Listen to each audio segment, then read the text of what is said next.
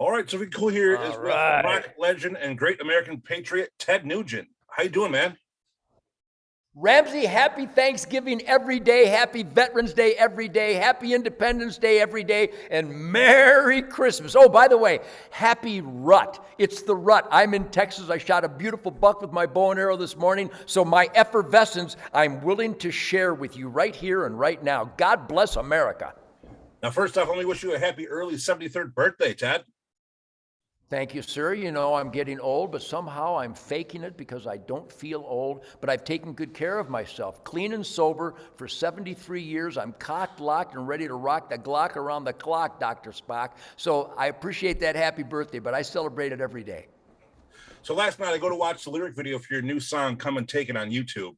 And the commercial plays that beforehand, it's an ad to ban AR-15s.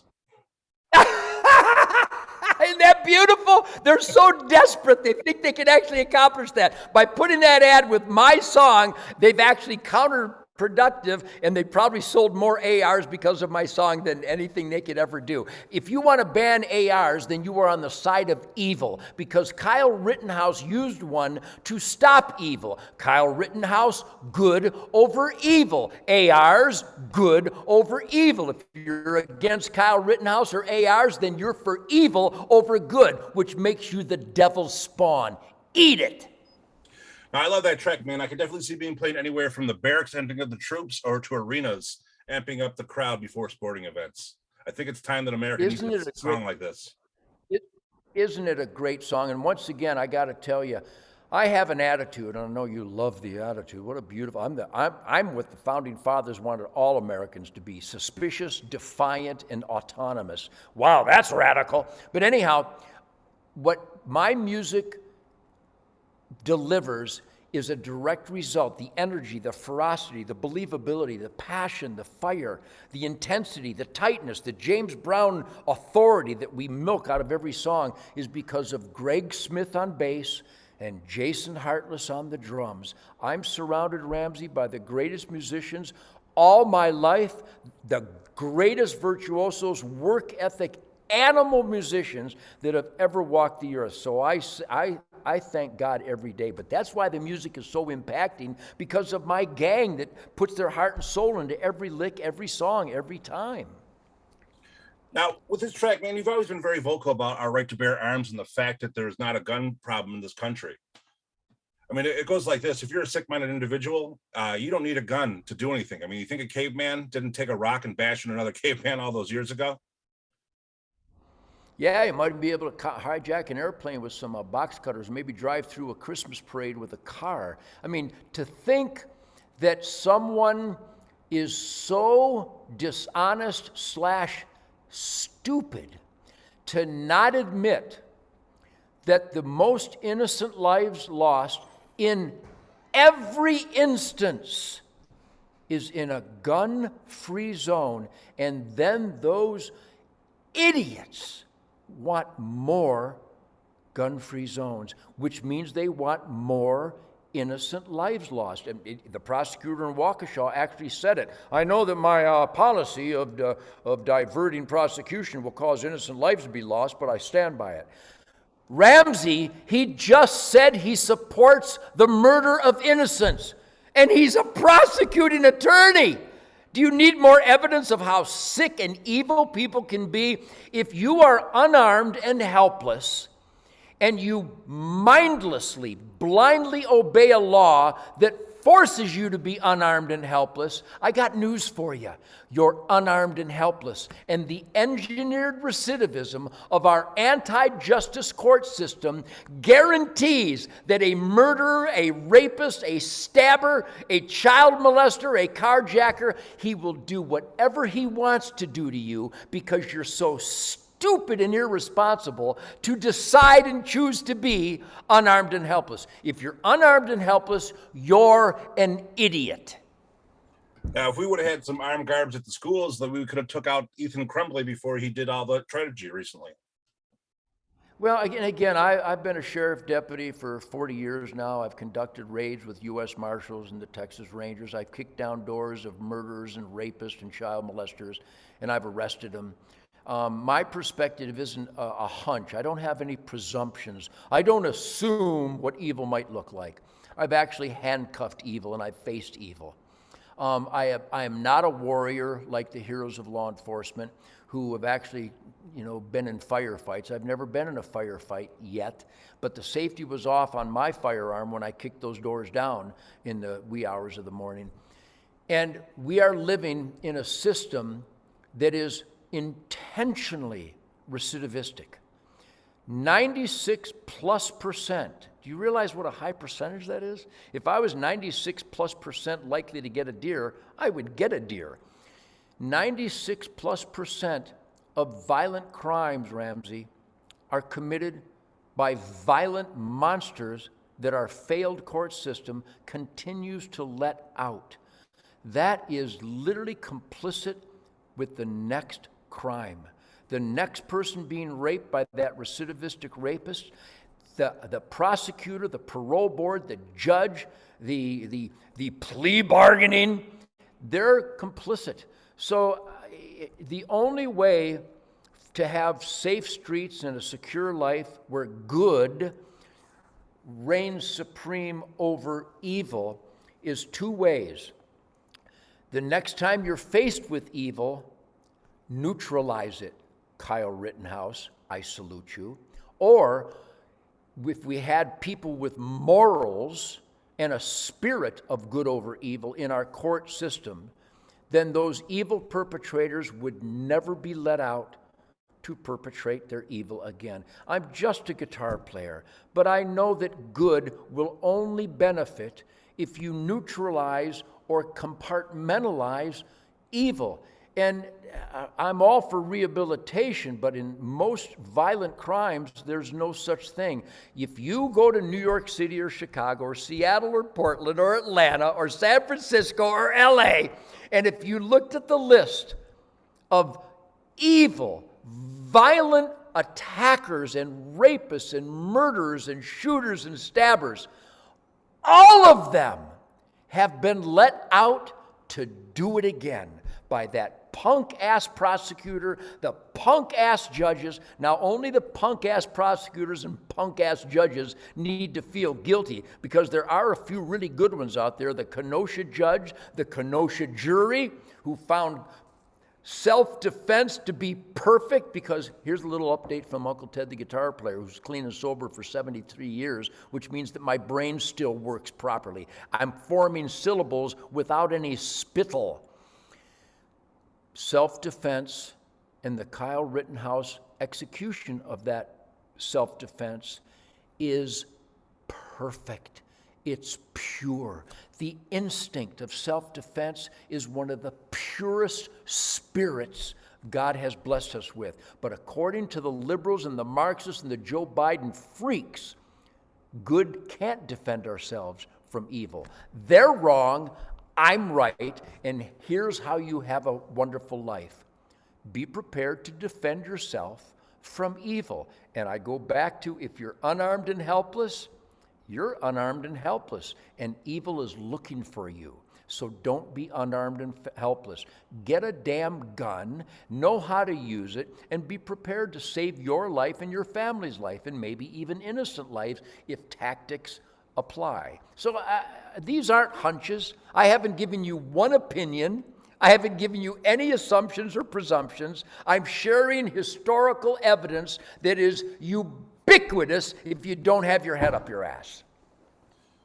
Now, years ago, I remember Guns N' Roses got into a bit of trouble because they had a gun on their hand bus and they were traveling over the bridge to Canada.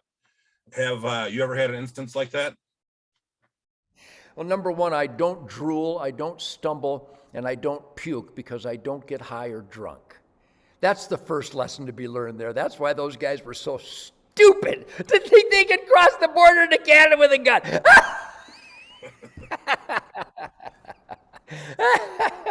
That being as it may, I have never been unarmed, except when I go into Canada. And for many years, I wasn't unarmed when I went to Canada. I was unarmed when I was in the Oval Office with President Trump. The Secret Service made sure of that. They frisked me 3 times. I have a flashlight in my pocket. I got chapstick. I got a pocket knife. I got a clip knife. I got a belt tool. I have a clean handkerchief. I have my wallet with identification. I have my sheriff credentials. I have my cell phone charged up. I have a pen and a Sharpie. These are things that I use every day. And along with those items, I have a pistol and a bunch of ammo. I've always had a pistol and a bunch of ammo. I've always had a clean handkerchief. I've always had a flashlight. I've always had a pocket knife. I've always had chapstick. I've always had a lighter. I don't smoke, but everywhere I go, anybody got a lighter? Yeah, I got a lighter. Anybody got a pen? Yeah, I got a pen. I cut myself. Well, here, let me wrap it with my handkerchief and save your life from the bleeding. I'm a Boy Scout. I'm a pragmatist. I'm in the asset column. I'm here to be a benefit to my family, my friends, and strangers. And if someone is threatened, there was a dog attacked a guy one time. I shot the damn dog. So no, I've never been, I could have been in deep trouble back in the 60s and 70s carrying my pistol in New York City and Chicago before there was a Second Amendment, and there still isn't a Second Amendment anywhere. So I know that my right to keep and bear arms came from God. I don't even need the Second Amendment. And there's no man. Here's your challenge, my friend. Find a man, find a human being who can confront Ted Nugent and tell me where, if, when, or how I defend my life. I want to meet that guy. I want to meet a man who thinks he has authority over me living and dying. They can kiss my free ass. I'm an independent man given the gift of life from God, and no man can tell me where, if, when, or how I can defend myself. We have bent over like a bunch of mindless, soulless sheep and obeyed immoral laws forever. And I don't obey immoral laws. And I would recommend, if you want to go to bed at night happy and feeling confident and fulfilled, that you critically think, who can tell you whether you can carry a gun or not? Who has control over your survival? And I'll tell you who.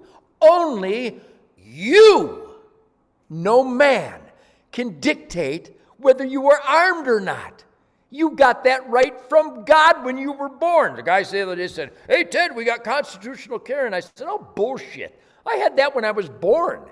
I don't need a piece of paper. I don't need a document." The founding fathers wrote it down because they gave the finger to King George, because they said to King George and all his henchmen, all his punks that came to Concord Bridge to disarm us, we shot them in the face because you guys can't have guns and tell us we can't. You can't have swords and bows and arrows and tell us we can't. We're men like you are, except we're not pricks dictating control over your life. Don't think for a minute you can dictate control over my life. Are we PG-13 here, Ramsey? No, man, you can say what you want. Good. Then you people can eat shit and die. Fuck you. You have no authority over me. Me and God are in this together. I make my decisions. Fuck you. Any questions? Does any of that confuse you? Agree with you 100% on that, Ted. Is that in your heart and soul? Don't you have that in your heart? Truly. Of course you do. We become sheep. We wear masks that don't work when some asswipe like Fauci tells us to. I'd like to hire Mike Tyson and take him to Fauci's house and go, "Mike, give him a right hook to the face. Fauci is an evil, power-abusing devil punk. And whatever Fauci or Biden or Harris or the CDC or the FDA or the WHO tell me, I do just the opposite, knowing confidently that if I do just the opposite what those punks tell me, I'm doing the right thing." Middle finger, America, wake up. God gave you a middle finger. Set it on fire and wave it loud and proud. That's the missing link. Ramsey, you know it's the missing link. 100%, man. Now Come and Take It is off the upcoming album, Detroit Muscle. What can we expect on the rest of this album? Ramsey, have you heard much of it yet? Have you heard Come and Take It? Oh, yeah. You love Come and Take It. Yeah. Have you heard any of the other songs? I heard a few snippets they sent me. I've listened to a little bit, and I've loved what I heard. Ramsey, Greg Smith on bass guitar, Jason Hartless on drums, Once again, God has blessed me with the greatest virtuoso, work ethic, shit kicker, roustabout sons and daughters of James Brown and Wilson Pickett and the Motown Funk Brothers. We got in my barn in the swamps of Michigan, plugged into those amps, Michael Lutz, the Brownsville station smoking in the boys' room czar, Andy and Tim Paddlin, music maniacs. Between Greg and Jason and Michael and Tim and Andy and me, the epitome, the mountaintop, the vortex, the eye of a musical storm. We love music. We love James Brown tightness. We love Motown Funk Brother groove. We like Mitch Ryder fire and passion and ferocity. We love Little Richard's attitude and energy. When we get together, it's an orgy of musical outrage. You weren't there, but when you hear Born in the Motor City, when you hear American Campfire, when you hear Detroit Muscle, when you hear Winter, Spring, Summer, Fall, the instrumental, when you hear Feedback, Grind Fire, Ramsey, remember these words: feedback, grind fire. When you hear that song, you are going to get a shit-eating grin in your face, and you're going to go, fucking Nugent. The record is wall-to-wall outrage. It was so much fun. I'm doing a damn good job of describing it, but I'm not adequately describing it. The love of the music, the uncharted. Wait till you hear Driving Blind. It's the Gibson Birdland in its original jazzy bell richness, the tone and the spread and the chords. I make up these chords, and they sound strange but appropriate. And Jason and Greg grind on these movements. It was an absolute musical orgy creating it. Michael Lutz and Andy and Tim and Greg and Jason, they all are technicians. I just play, and I make sure my ears with my miracle ear hearing aids so I can hear every little nuance that the Gibson Birdland speaketh, that Jason's drums are tuned thunderously, that Greg's bass guitar is James Jamerson meets Bob Babbitt, meets Greg Arama, meets John Entwistle, meets the greatest bass players ever, but it's a grunting, grinding beast of a bottomy growl. And it's literally an out-of-body experience because we're so in love with the music and the creativity of the music that it's like a martial art. It's like the three of us, like a samurai thing. It's out of body. There's no world. There's no life. Even the swamp is right outside the barn door, but even the swamp's gone. You know what I'm saying? You know, martial arts, you become one with an endeavor. You become one with the sword. You become one with the arrow. That's how we approach our music. And Detroit Muscle is a stone cold motherfucker, man. People hear it and their jaws drop, the energy, the guitar solos. Holy shit. I had to go back and learn the guitar solos because they're all take one, spontaneous eruptions of these things. Much like all my records, all my songs, like this original Stranglehold solo, which is nothing short of a masterpiece. It's the first time I played any of those licks. I had to go back and learn it because it was take one spontaneous guitar solo. So all I can tell you is that the most important identification of our recording process for Detroit Muscle is one of supreme happiness. It was so much fun. It was so exhausting. And when we listened to the final mixes and the final products, it's like, holy fuck. If this wasn't my record, I'd buy this record and listen to it nonstop. We're very, very happy with it. It delivers all the tightness and the soul and the groove and the ferocity of all my favorite music, which can be identified as Chuck Berry, Bo Diddley, Little Richard, certainly Mitch Ryder, the Detroit Wheels, the Motown Funk Brothers. All the best music in the world is on this record. We're just deliriously proud of it.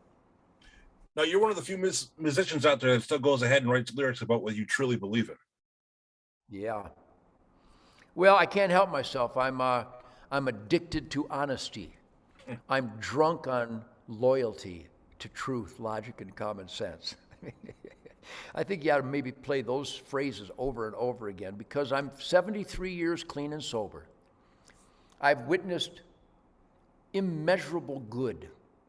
I've lived and experienced immeasurable good.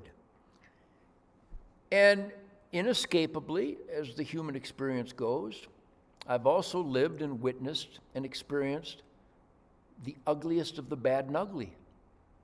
So my life is dedicated to maximizing the good by fighting and destroying as much bad and ugly as I can, which registers. And when you're clean and sober, it's like a game of concentration.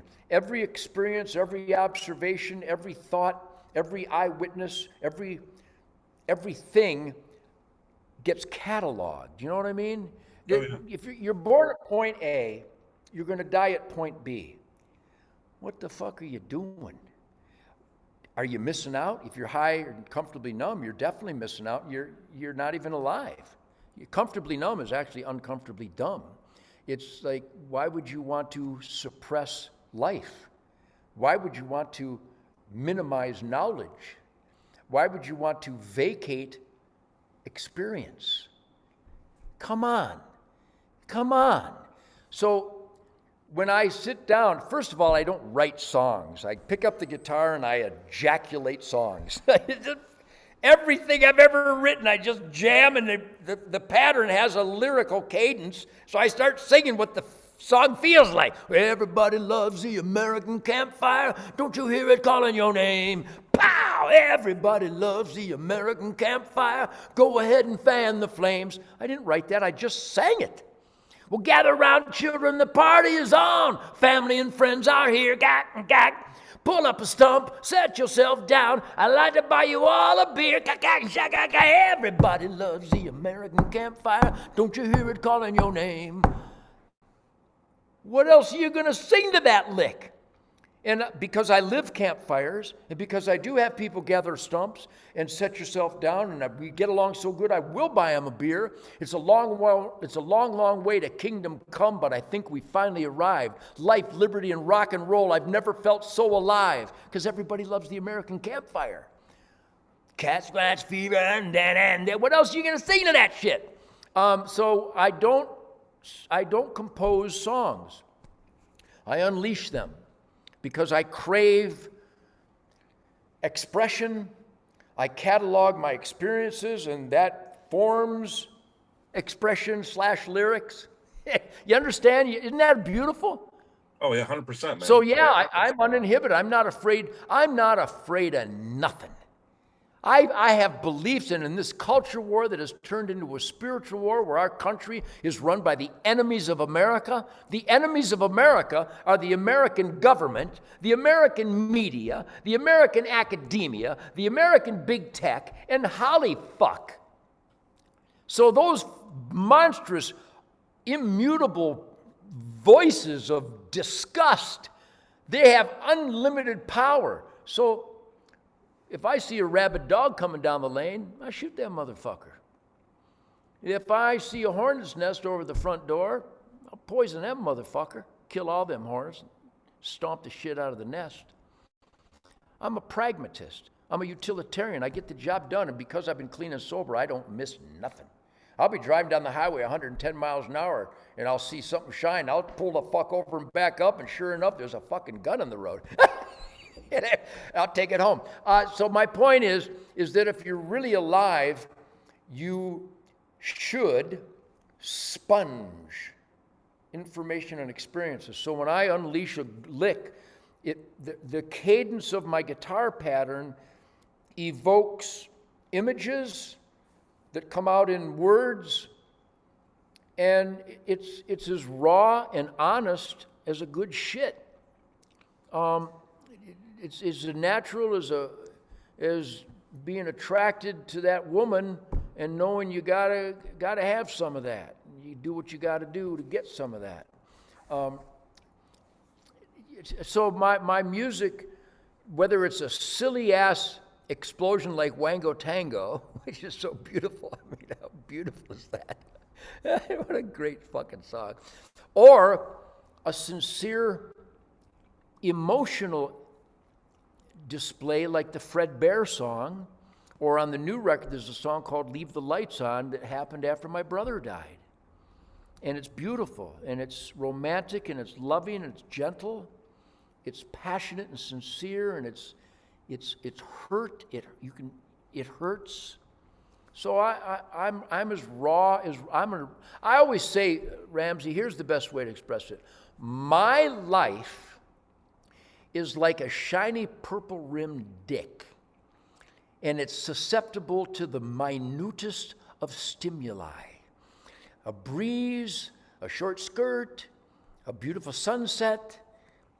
I respond unafraid and honest. I'm never worried about hurting feelings, maybe with a grandkid, but mostly not. I don't acknowledge feelings, because then you'll have to deny important feeling hurting information, which makes their feelings more susceptible to more hurt. You know what I mean? Everybody nowadays, well, their feelings are hurt. Well, fuck you. Shut the fuck up. Get a fucking job. You know, I can't make ends meet where you spend a bunch of money on piercings and tattoos and tobacco and drugs and perfume and hair dye. Of course you can't make ends meet. You're burning your fucking money. Unfortunately, those kind of people don't burn their money. They're burning our money. So there's a lot of things in this culture that are just a royal clusterfuck. So you can see, even as I mentioned something as horrible and painful as a royal clusterfuck, I say it in laughter, because I fight against that stuff and then I celebrate a great life. And I think that's why some dirtbags hate me, is because I'm really, really happy. I'm really, really alive. I'm really killing a lot of the earth with my bow and arrow. I'm still playing killer music with the best musicians in the world. And Ted Nugent's happiness upsets them. I believe that good over evil is epitomized by my lifestyle, because my spirit irritates their demons. It's a gift. No, I just find it embarrassing that we're a culture of crybabies now. I mean, like, you have fans of yours that listened to you for years, appreciated everything you did. Now all of a sudden they don't like you anymore because they don't believe the same things that you believe. It's hysterical. I'll never forget, the English press was just fascinated with all my photos with guns and the spread in Rolling Stone magazine with guns and bows and arrows and dead critters. And this guy's like a Neanderthal. That's awesome, because rock and roll is supposed to be primal. This is the only real primal guy. This is the only guy that doesn't wear the same blue jean jacket with the patches and the piercings and the purple fucking hair. This guy's the only guy that's different. So they loved it. Then all of a sudden somebody got after him and went, Nugent's a coward because he murders innocent animals, and it's his guns that are causing all this crime. And if you really loved animals, you would just cuddle with them. And the dumb motherfuckers, of course, they're English. You can't really hold it against them, though I do, because there's no excuse to lean on your fucking soulless, sheep-like heritage where you still have a king and a queen. How fucking stupid do you have to be to have a king and a queen? So they're obviously, I speak the English language. It goes like this.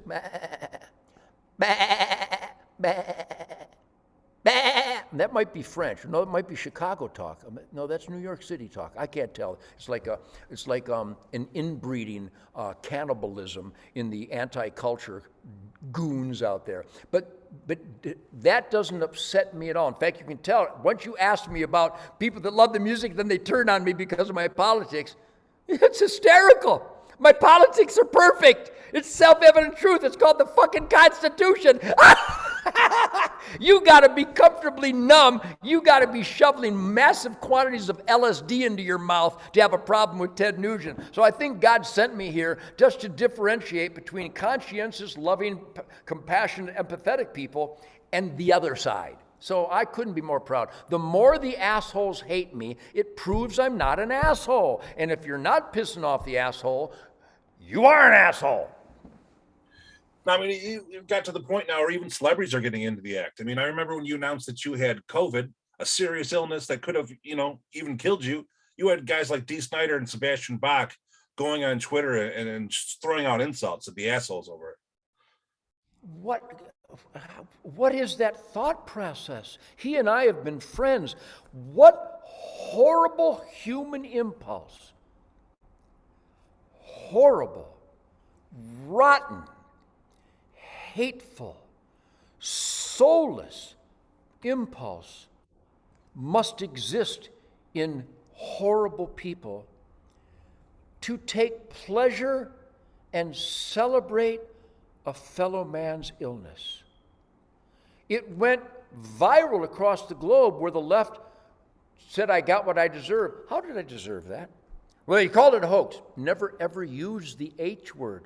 Never used the word hoax. Never called it a hoax. I called Fauci a scam artist. I called Pelosi, Fauci, and Obama at the Wuhan lab with our tax dollars to cultivate a communist Chinese weaponized virus? That's not a Ted Nugent supposition. We have the footage. And they took glee.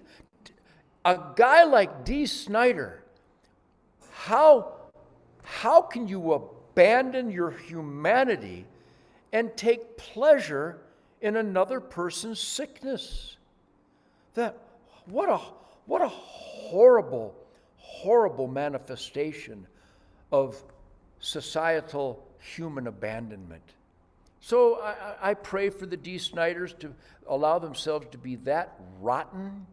I expect Marxists and leftists, but not a Dee Snider, and not otherwise reasonably decent people, because he's a good guy. But boy, he really showed a rotten, horrible side when he did that. And it didn't impact me at all, because I know that there's always been bad, nasty people. But when it's like in the movie Braveheart, when William Wallace finally gets a crack to dispatch the enemy King Punk, and the guy that he bonded with as a blood brother came at him with the hood on and the lance and attempted to kill him, and it turned out to be his friend. And William Wallace laid back and went, my God, even my close friends have taken the side of evil. So if Dee Snider's watching, Dee, I think it was a hiccup. I don't think that's what you are. But when you're ready to be a man and apologize, I will expect and accept your apology, because that was a rotten moment in an otherwise nice life. How do you just decide to be a prick one day? That's sad. Especially when you're at one of your low points, I mean, you're sick, you don't know what's going on, and go ahead and have a shot fired at you like that. And none of that, but so the little boys and girls that are getting leukemia, did they deserve that? Are you kidding me? So when someone gets cancer and they keep smoking and drinking and eating food that isn't food, I suppose at some point you do deserve that. Because you know that that's bad for you and you keep doing it. That's when you deserve something. But what kind of mindless idiot would take pleasure in anybody, even if they hate my politics? And if you hate my politics, you got to be a real dirtbag, because my politics are freedom.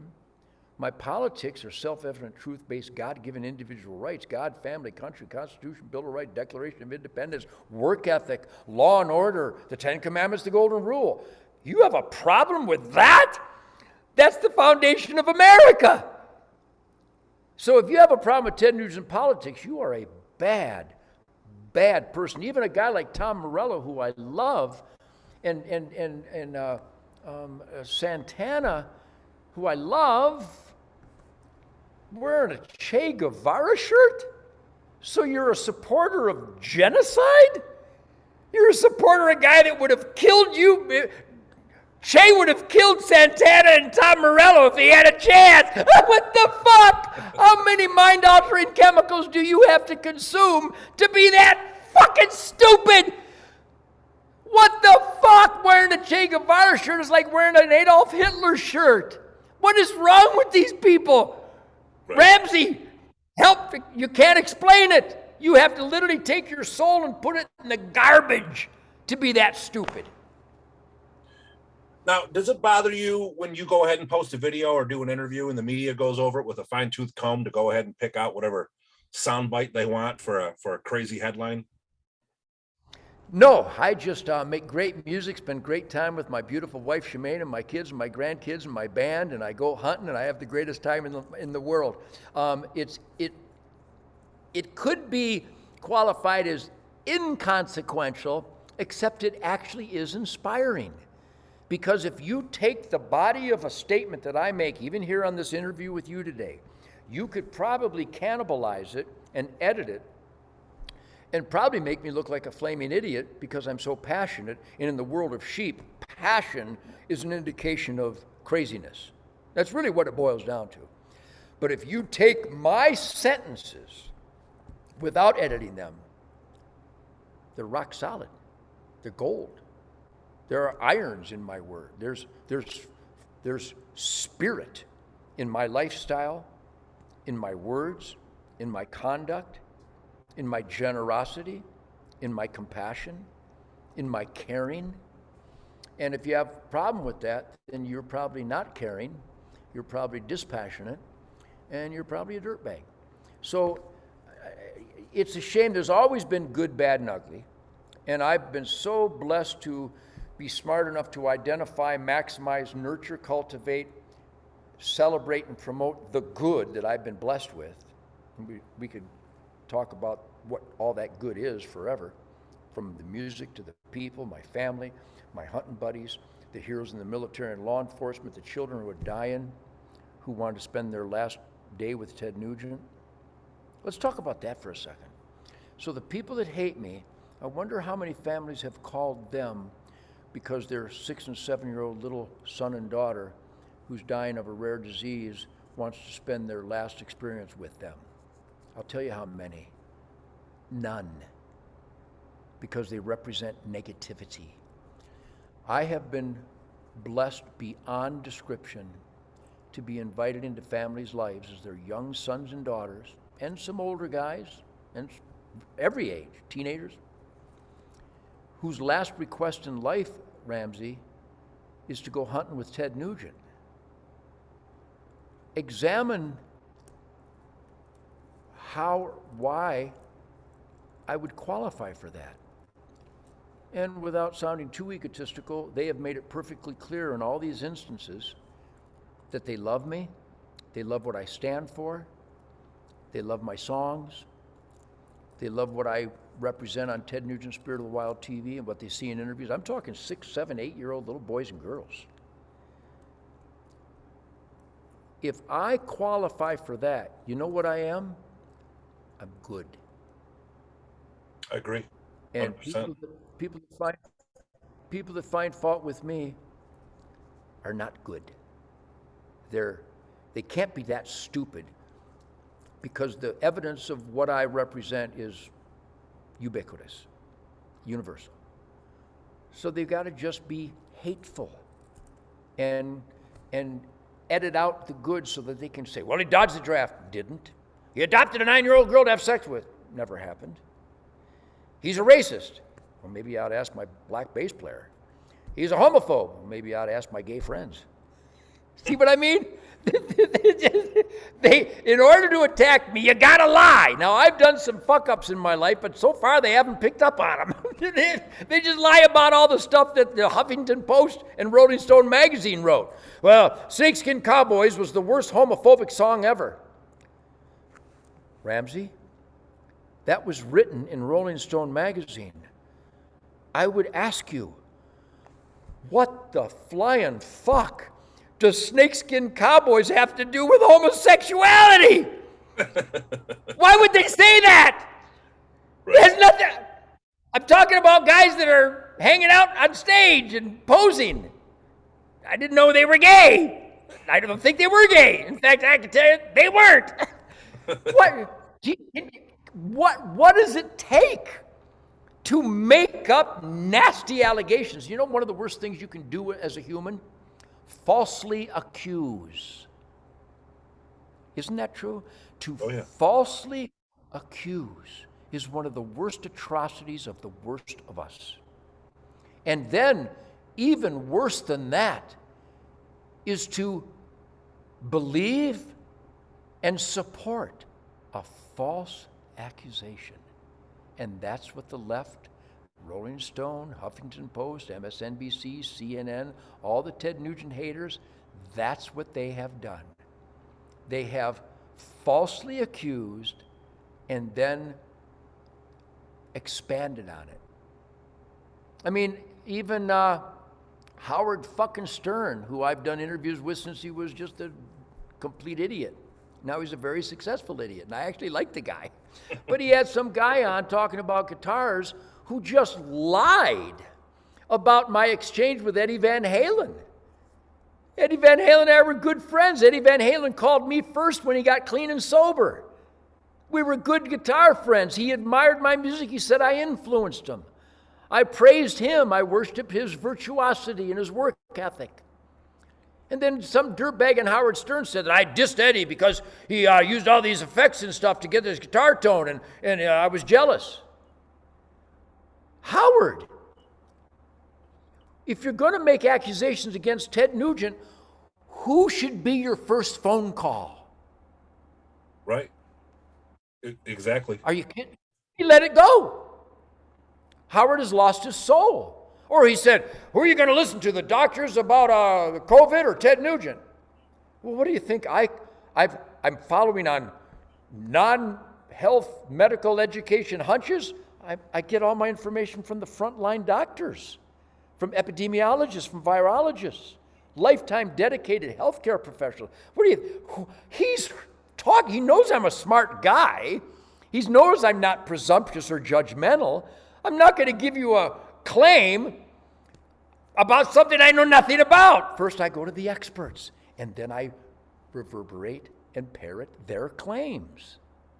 And he goes right on, who are you going to listen to? The doctors said, Howard, you fucking idiot. You know better than that. Didn't your, what is he has a therapist. Didn't your therapist say that honesty is always the best policy?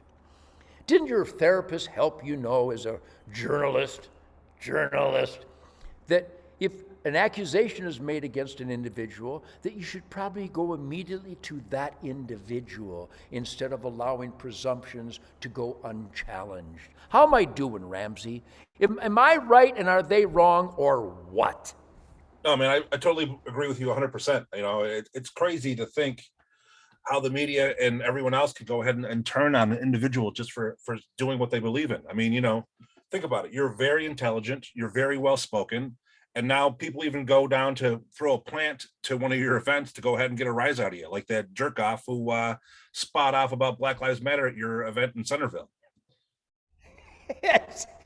They actually do my job better than I do, because he actually said that all lives don't matter. Well, how horrible can you be?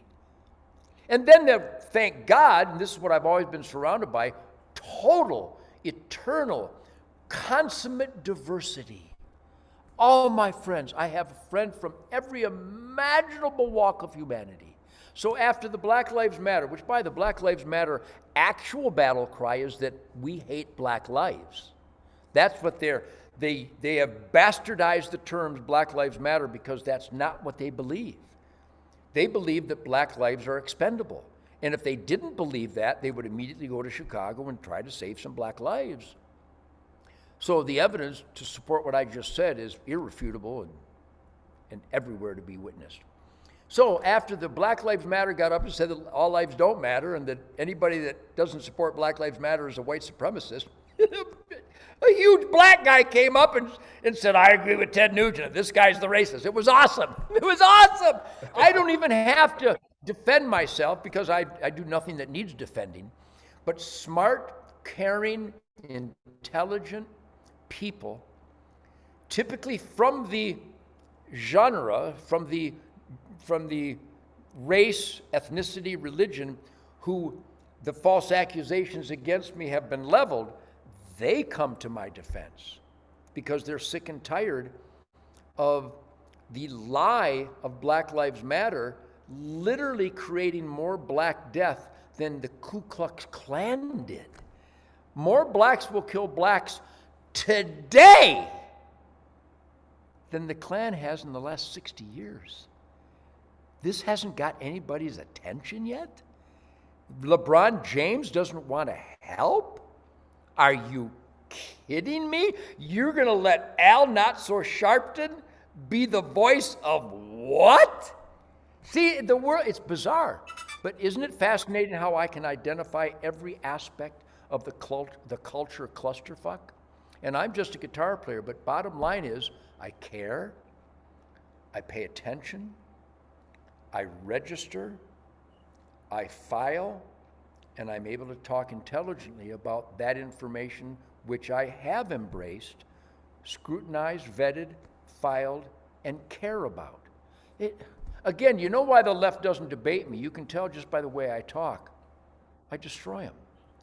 I literally dance on their skulls with believable compassion, knowledge, heart, soul, and remedies. I don't just identify the garage is on fire. I'm going to grab my fire extinguisher and put the fucker out.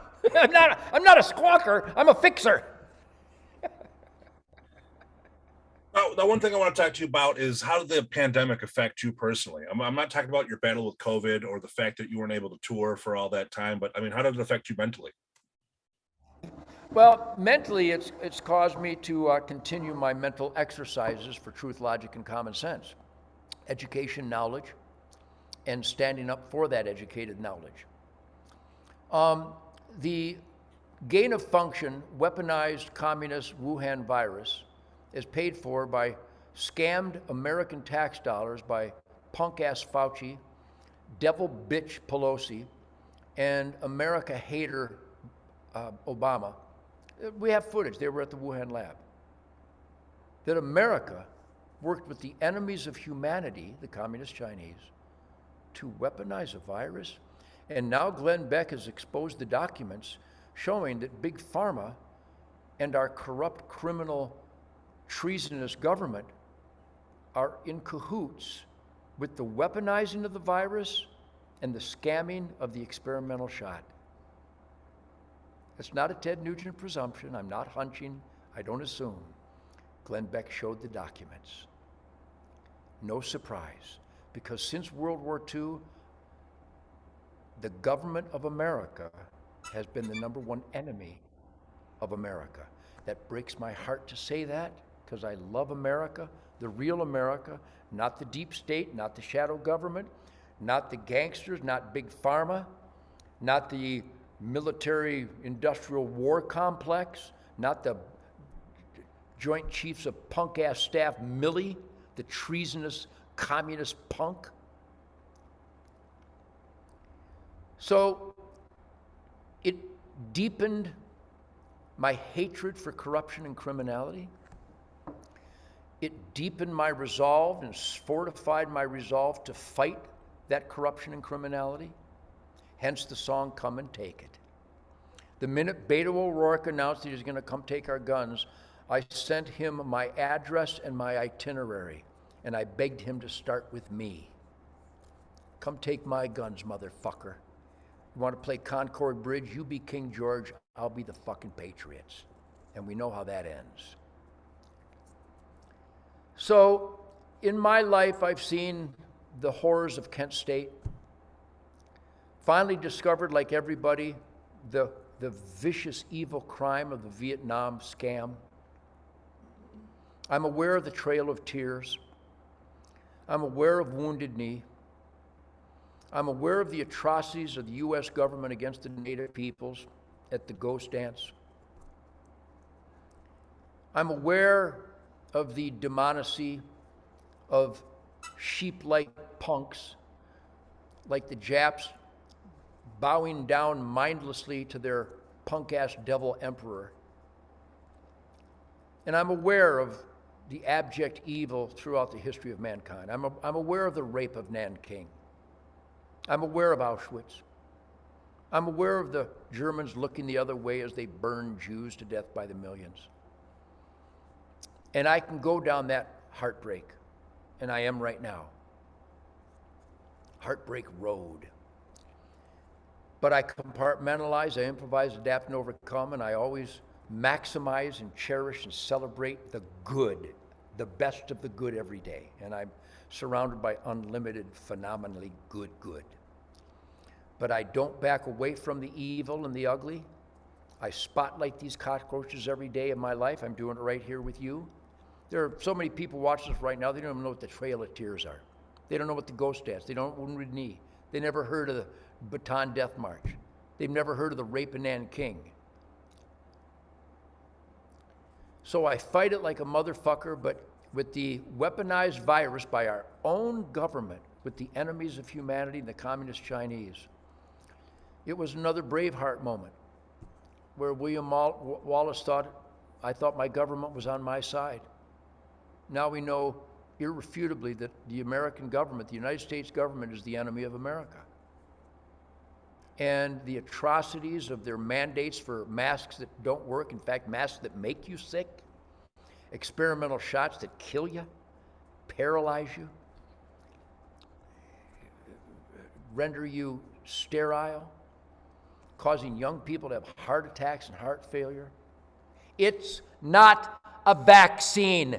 It's an experimental shot created by the enemies of humanity in the US government and the communist Chinese government. The World Health Organization is an arm of the enemies of mankind. That's why Trump decided not to finance and support the enemies of mankind. And Biden is supporting the enemies of mankind because Joe Biden is the enemies of mankind. If Joe Biden is the commander-in-chief, I'm Caitlyn Jenner's boy toy.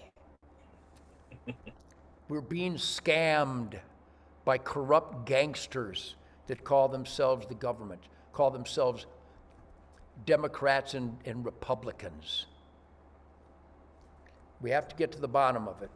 And in doing so, it might get very, very ugly. I hope not. I hope we can do it at legitimate polls. I hope we can do it with legitimate votes, because the alternative is horrific.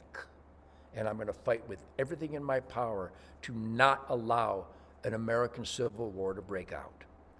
And with HunterNation.org, HunterNation.org,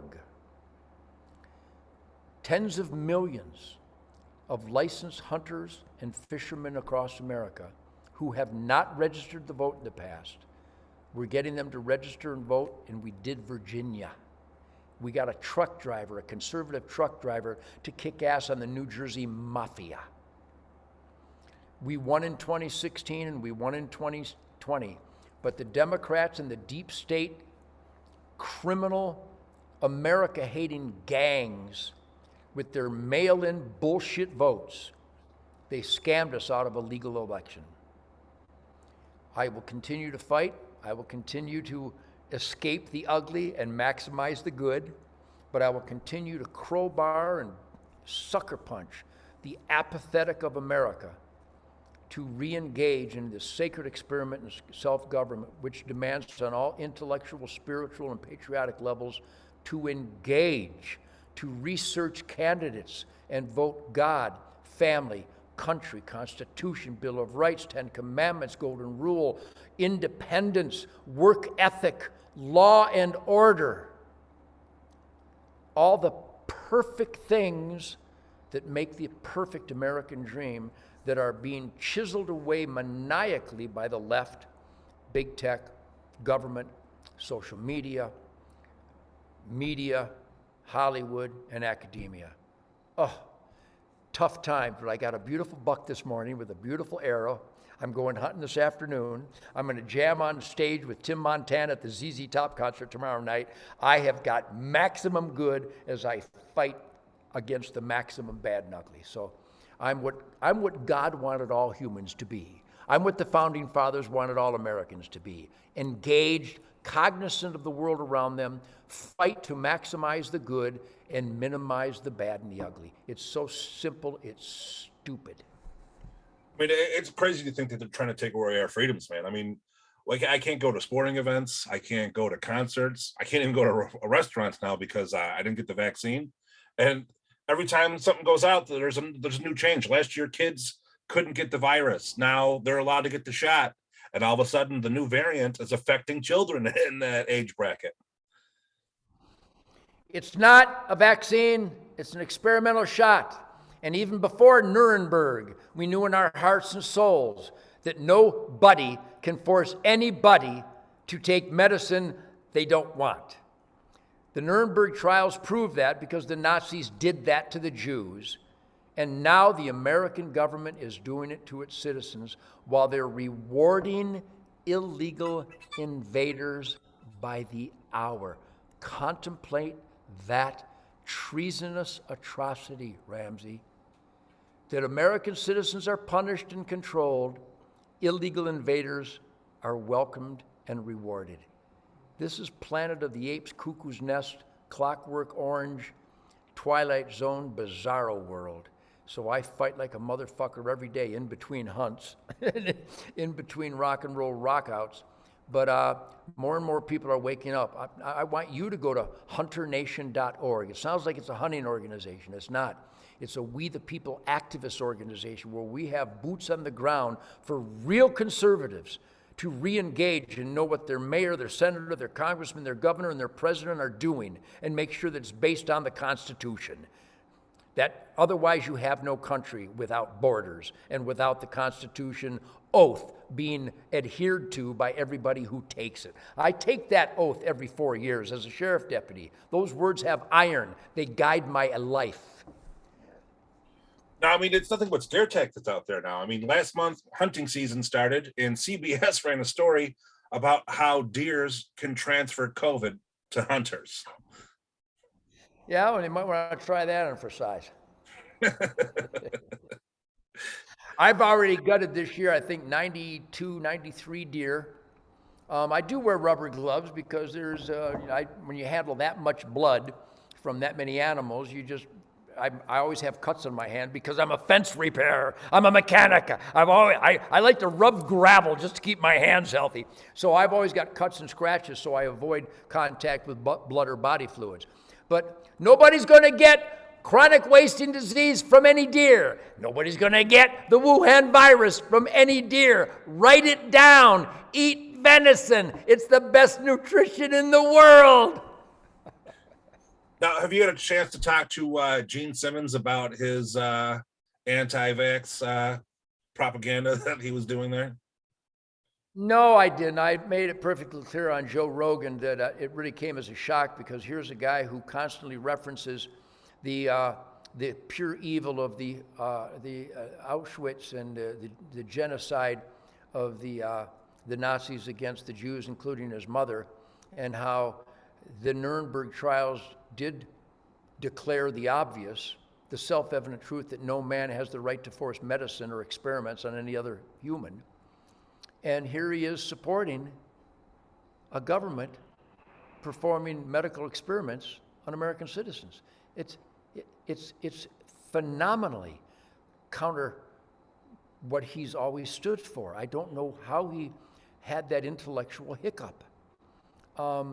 And I mean no disrespect to him. I don't want to get in a pissing match with Gene because I love the guy and I respect him.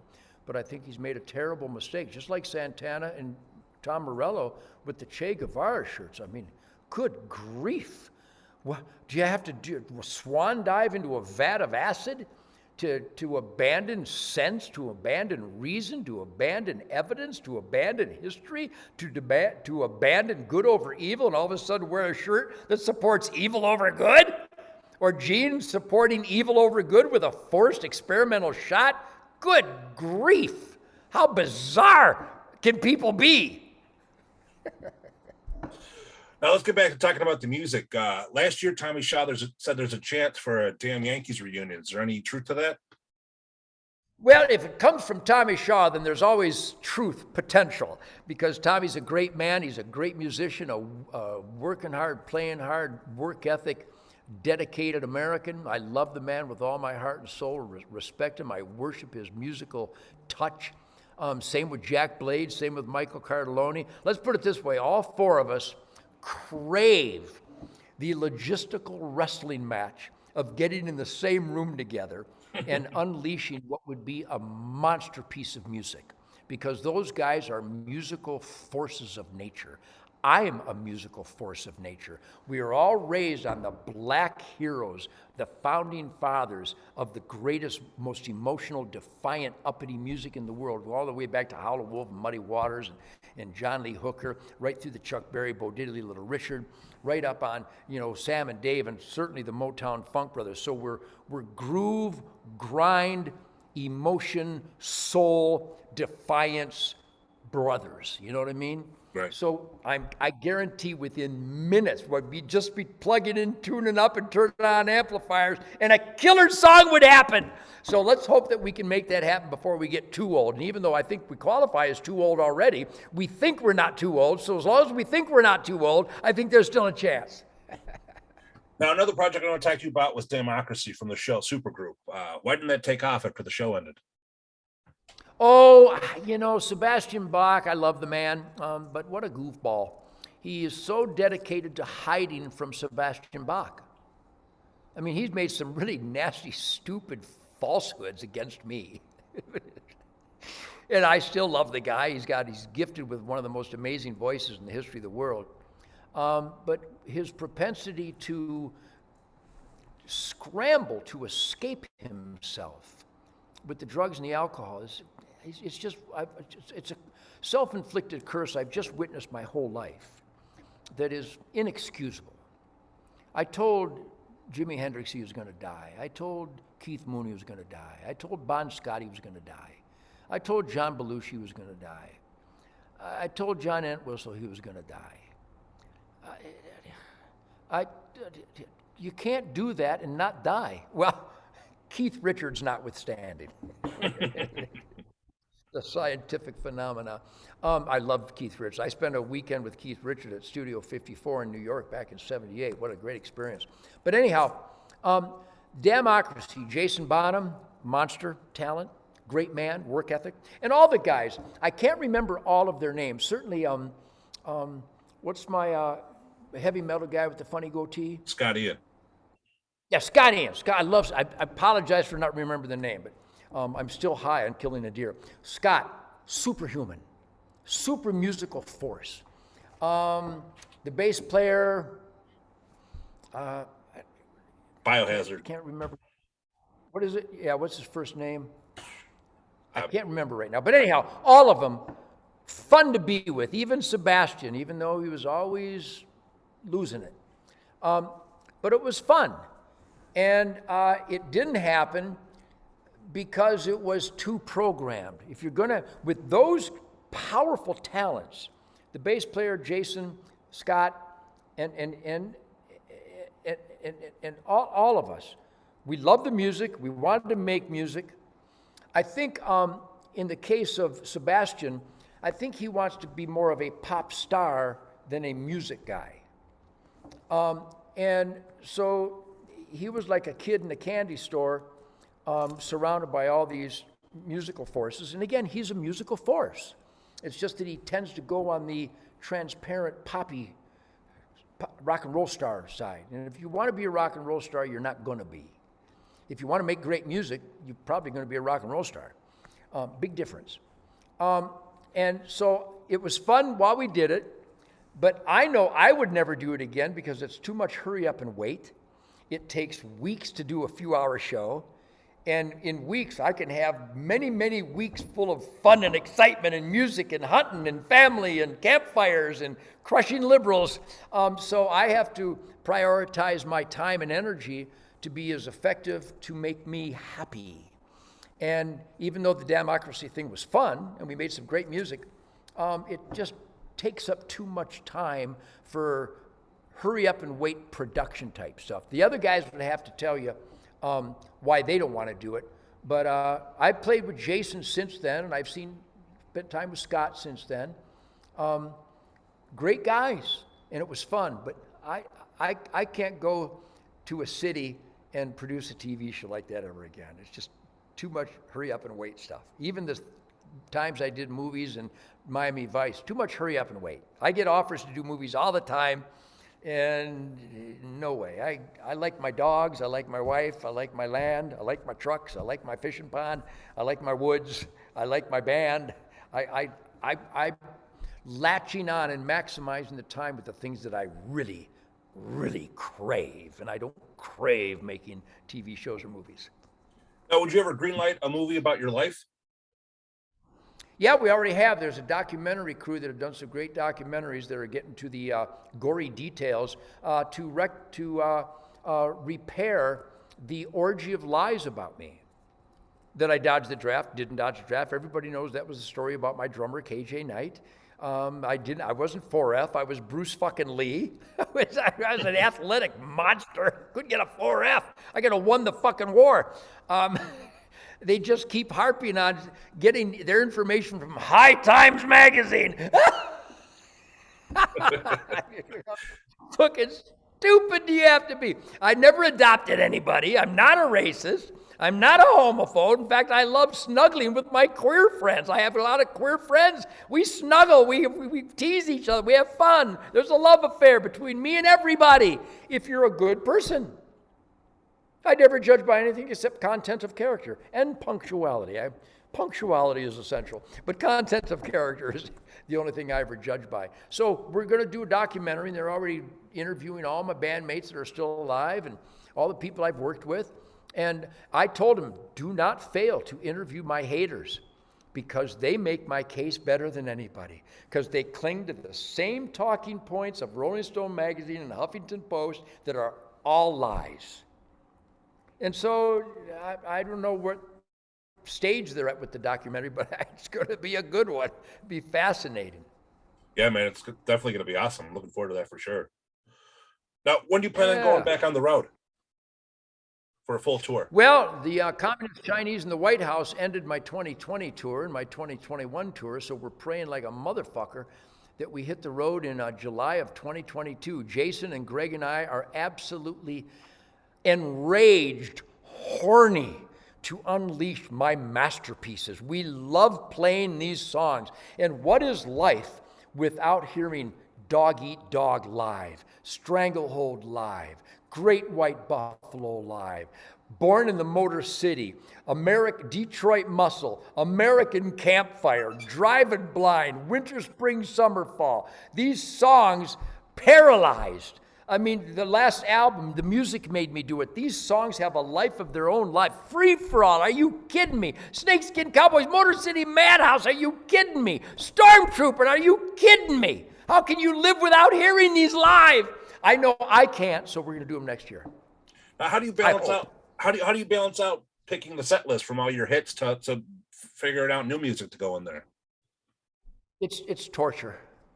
It's absolute torture because I want to play Little Miss Dangerous every night. I want to play Angry Young Man. I want to play Love Grenade. I want to play Still Alive and Well. I want to play Crave off the Crave medal. That's what a masterpiece. But I can't imagine not playing Fred Bear. I can't imagine not playing Stranglehold and Cat Scratch Fever and Wang Dang Sweet Poontang. Can't imagine. Can't imagine not playing Great White Buffalo. Can't imagine. So I suppose Love Grenade, Paralyzed. I got to play Motor City Madhouse. Don't I have to play that? I love that. It's such a fire. Now with the new album, I guarantee we're going to play American Campfire every night. I guarantee we're going to play Born in the Motor City every night. I guarantee we're going to play Winter, Spring, Summer, Fall. Good Friends in a Bottle of Wine. I put in Free Flight, Homebound, Hibernation, Earth Tones. I put all these instrumentals in the middle of Good Friends in a Bottle of Wine. The song lasts 15 minutes. It's a fucking riot. So it's not easy, but at some point I have to just take a deep breath and go, all right, let's play these. Because I know the audience wants to hear Free Fall. I know they want to hear Strangle. I got to play Stranglehold. I don't even really care. I love the audience, but I don't really give a shit whether you want to hear it or not. We're playing Stranglehold, but I happen to know it's universally cherished. So I have so many killer songs. Baby, Please Don't Go. Geronimo and Me. There's so many. Tooth, Fang, and Claw, Get the Fuck Out of Here. There's so many songs. So I picked an hour and a half worth of fire breathers, and we just do them. And I got to tell you, I'm a knee-jerk kind of guy. I'm impulsive and spontaneous and primal. So there are certain songs that the audience really goes berserk for, and of course we're going to play all those. And no matter what I choose, you're going to get an absolute skull rendering of Ted Nugent music every concert, every night. Every concert is the most important concert. Every song is the most important song. What Greg and Jason do every song, every night is what every musician dreams of. Every one of my concerts, 6,766, I think the number is. I jammed the other night, did a Ted Nugent speakeasy in Waco. 6,766, I think the number. Every one, fire-breathing monsters, forehead veins popping out, drenched, wetlands from the sweat on stage. I love it more now than ever. And that's really, really saying something, huh? I mean, your shows are amazing. Your stage presence just takes over the crowd, man. I mean, you definitely get some air up there. I remember watching you years ago. You jumped like 6 feet backwards in the air onto a stack of amps. Well, that's why I had to have my knees replaced. I hope you all enjoyed my leaping like a leaping gnome all those years. Yeah, I'm older now. I'm nowhere near as athletic as I was, but I still dance like a enraged puppy up there every night because the music made me do it. My music has such rhythm, such groove, such throttle that you're going to get a stage show. I have nothing planned. I just let the music take me. And I think the people can tell how passionate I am for the music that they love, and they love people putting their heart and soul into it, and we put our heart and soul into every song. Now, is there any new band out there that you're really into that you consider taking on the road with you as an opener? There's a guy named Michael Austin. Oh, I think he may fancy himself country, but he can't play country. He still has a dick. He plays some really volatile, fire-breathing, authentic rhythm and blues, rock and roll type song in his band, like even Toby Keith's band. That's a rhythm and blues band. Now, Tim Montana, who's opening for ZZ, I'm jamming with tomorrow night. I think he fancies some of his stuff country, but it's not country. It's rhythm, blues, rock and roll. It's grinding, guitar-driven, volatile music. But other than Tim Montana and Michael Austin, I mean, I'm aware of Greta Van Fleet out of Grand Rapids area of Michigan. I certainly love the Foo Fighters. They're way too big to come out with me. I love Kid Rock, but there are no new bands to speak of. Tim Montana and Michael Austin, they're not even new. I think Tim's been around quite a while. I can't think of any that turn me on that are playing my kind of songs, that have a grind and a guitar theme and a beat and a groove and energy. And I need forehead veins popping at least one crescendo per song, and there's not much of that out there these days. In fact, I can't think of any. No, I totally agree. I mean, I love Joe Bonamassa. I love Joe Bonamassa, but it's kind of constricted into the blues thing, which is awesome. And he does a phenomenal job of it. But he's a headliner himself. So I'm not sure who's going to go out with us next year. I like Michael Austin. He did the 2019 tour. And if Tim Montana's available, I'd love to have Tim go out. He's killer. His band is killer. No, I mean, I agree with everything you say, man. As far as new musicians goes, I can't see this generation have any rock icons. I mean, somebody like you that you could look at for years. I mean, you're a generational musician. I mean, my parents listen to you. I listen to you. My kids listen to you. You know what I mean? Well, it has a lot to do with the end of the industry. Thank God I was born in 48, and thank God I started recording in the 60s and 70s and 80s and 90s with the Damn Yankees. The industry used to be the guy that drove the truck distributing the albums loved the music. The guy that owned the building that warehoused the distribution for albums, he loved them. We used to do autograph parties at the record store, the distributor, at the truck place, at the record company, at the radio station. Everybody loved the music. I'm afraid that's dissipated to a heartbreaking degree. There's still a gang of gung-ho music lovers. I know there are. We represent that. But as far as an industry, if you're going to get a penny for a dozen downloads, or maybe is it 100 downloads, you get a penny? Well, who's going to make a $100,000 record to give away? Nobody buys land, plants apple trees, buys the fertilizer and the lamps to keep them warm during the spring freeze, and hires people to pick the apples if you can't sell the apples for more than it costs to grow them. I mean, I never went to college. I was too busy learning stuff. And that sounds like economics 101 to me. So if there's not that impetus and inspiration to cultivate your guitar virtuosity, your drum throttle, your vocal outrage, songwriting connection, they ain't going to practice. They're not going to put a band together. You go on YouTube and see some of these little boys and girls that are playing guitar like motherfuckers. You'll never hear from them. I'm heartbroken. I'd love to. I think if a band started out just like I did in Detroit in 1958 and just learned some Killer Chuck Berry, Bo Diddley, and then morphed their own compositions with that energy and spirit, and they played a club, I think they'd go from a dozen people watching a band they never heard of to telling their friends, you got to see these motherfuckers. All of a sudden, there's 100 people watching this band you never heard of, and all of a sudden, a record company heard about this band at this little club in Des Moines that all of a sudden there's hundreds of people trying to get in this little club to hear him. Some record company guy I'd like to think would go there and listen to him and go, hey, these motherfuckers got the spirit. Let's record them and make a record and promote a record, and now you got a career. I don't think it's ever going to happen again. I think it could, but I don't think that outline I just gave you, I don't think anybody's aware of it. That's heartbreaking. Thank God Sammy Hager's still out there doing it. I'm out there doing it. ZZ's out here doing it. I think Cheap Trick is still doing it.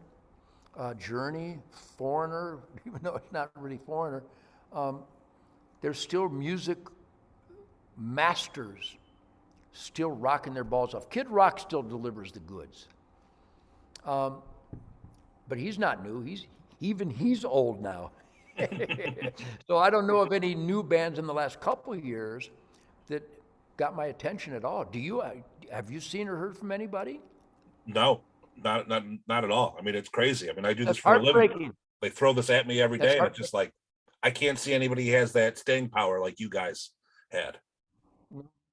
It's heartbreaking. Heartbreaking.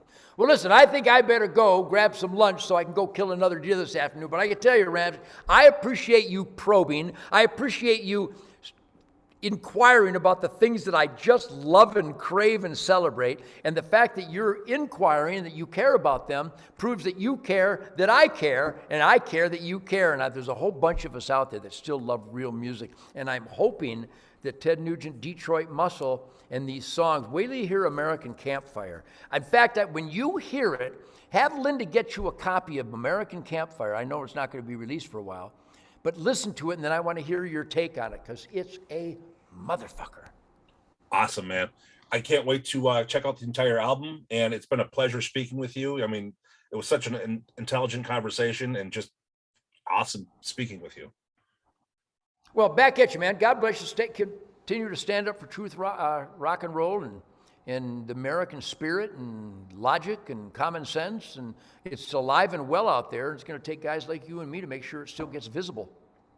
All right, and for those watching, go to tednugent.com to pre-order Detroit Muscle. There's all kinds of packages I see, with T-shirts and things like that. So go ahead. Yeah, we got some killer hats. We got a hat. We got a hat with an M4 machine gun on it that says, I will not comply. And I autographed thousands of them. We're selling them by the thousand. We have a hat that's got the picture of the old Texas flag that says, come and take it, to go with the Come and Take It song. And you can also get one of my autographed hats that says, reelect that motherfucker. And you can get what I call the Ted Nugent Challenge coin. I think I might have one here. But anyhow, the military and law enforcement, we share our individual identity challenge coins. And people have bought these, so many of them that were always sold out. But it's got a lot of mojo. I don't know if you can see that. But it's awesome. a cool artistic coin. It's called the Ted Nugent I Am Homeland Security. And it's got my Stickman Freedom Blood Brother on there. but you can get all this kind of stuff. It's really unique stuff, and people get a kick out of it at tednugent.com. Big, crazy sale going on through the holidays. But I hope you have a wonderful Christmas, Ramsey. I hope you keep standing up for truth, logic, and common sense, and I appreciate the dialogue, man. All right, man. Take care of yourself. All right, live it up. Merry Christmas, everybody. Party like animals, but no drinking and driving, you goofballs.